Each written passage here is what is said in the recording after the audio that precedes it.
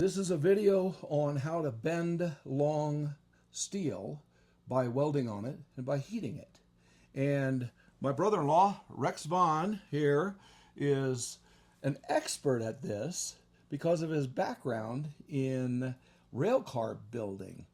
He's been married to my sister for almost 13 years, and when I needed some help in being able to kind of banana a 20-foot long piece of 4x4 inch by 4 inch steel, I went to Rex. So let's find out from Rex, when did you first get into working with steel? Well, my dad had a welding shop when I was 11 years old, and I lit my first cutting torch when I was 12 and started cutting parts for him when I was 13. And we worked on concrete trucks, plants, anything that had to do with the cement business. And then after I got out of the Army, I looked for various jobs that would pay me the most money for my Expertise, as he calls it. So I went to work for Trinity Industries, who built tank cars in Longview, Texas. Longview, Texas. And I have a shop education of probably 50 years at this time. Now that would be like a master's and a PhD, I would guess. And I worked for them for 20 years. I started off as a burner cutting parts. And Trinity didn't know my experience at that time. And so I worked my way up as a lead man, started working as a foreman for one bay. Then I made superintendent.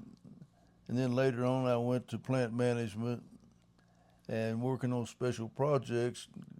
Not knowing what was coming up, we just kind of had to play it by ear. So I used some of the experience that I had working on projects with my dad.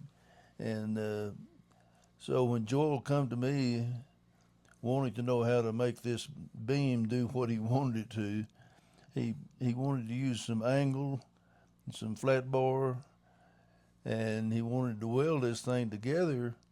So to get the right camber that he wanted. See, he uses a much more technical word, camber. I use like banana.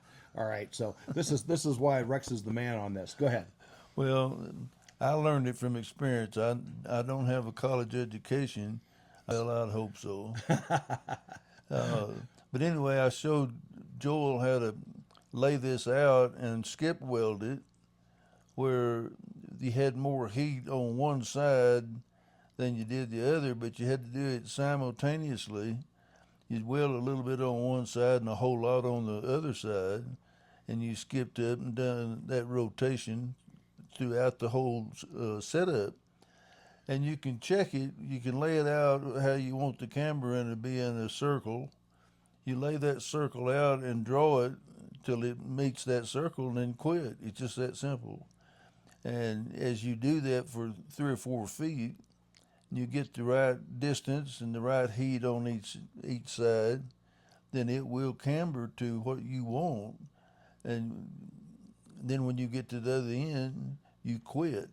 Well, if you don't put it in a stress relief oven to stress relieve the camber that you've got in it, it will remain the same, and we just let it cool on its own. So we managed to do that, and we're happy with the results. And so far, I reckon it's working fine. Oh, it has been. That was 10 years ago or so that we built that little light boom. The reason I wanted a light boom was because it doesn't make any sense to be hauling around 3,000 pounds of pump hoist on the back of a truck and then be pulling pumps that are 95% of the time less than 1,000 pounds in our area. And so all I wanted was I wanted 2 levers, hydraulic levers on this little light boom, one for up and down for the boom and one for up and down on the winch. And that was it. And so this whole little light boom certainly weighs less than 1,000 pounds. Now the winch is at the very top of it, and we put 25 feet of line on it. And so there's not a whole lot of room once you pull out the 20-foot drop pipe on the last, when you're pulling out the pump. Then sometimes you have to hand lift out the pump. But that little light boom has saved so much money because of the wear and tear on brakes and on fuel and on suspension parts, tires. And this is why I wanted this light boom so badly, but I knew I wanted to build the first one, really sleek, really beautiful, and Rex sure helped out with that. Now, what did you end up bending in your past? You told me some stories of what you had bent and heated. He built these massive rail cars, and you had told me some stories that's how I ended up contacting you, because I remembered about that. Where did you learn to actually bend and heat steel to where it would do loop the loops for what you needed? Well, I hate to make this sound so simple, but it is as simple as just I watched other people do it. And I learned by watching and taking in that information that when you see it, you don't unsee it and you don't forget it. And I've seen large columns bent with a camber in it, like we're going on a bridge column or going on a high-rise building. Trinity made a lot of stuff besides tank cars, and watching those guys do it, well, I picked up a lot of tips myself. You regulate the heat, you regulate the length of the wheel, the size of the wheel. It all comes to play when you see it reach your drawn circle. And I asked a lot of questions. And 40 years ago, most of the people in the shop didn't want to show you how to do it. They was afraid you'd take their job away. Well, I never was that way.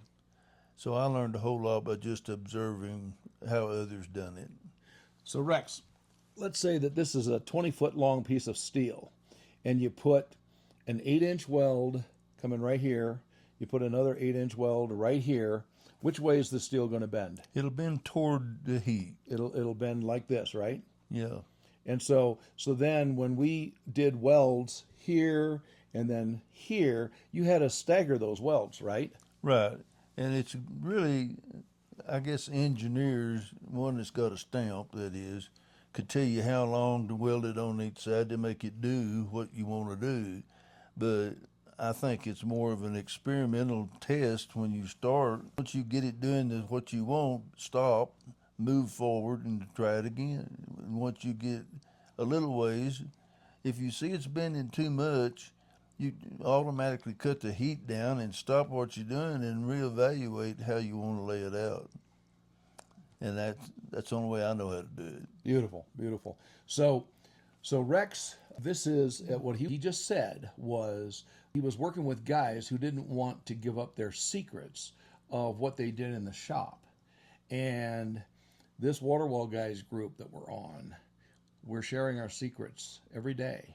And this generation here has got so many tricks, and I'm trying to draw these tricks out of these guys to share what they know, because we need to know this. And AI, AI is still going to need skilled master metal workers to be able to make our lives move forward, and so that we can have the equipment to get people water. Thank you, guys.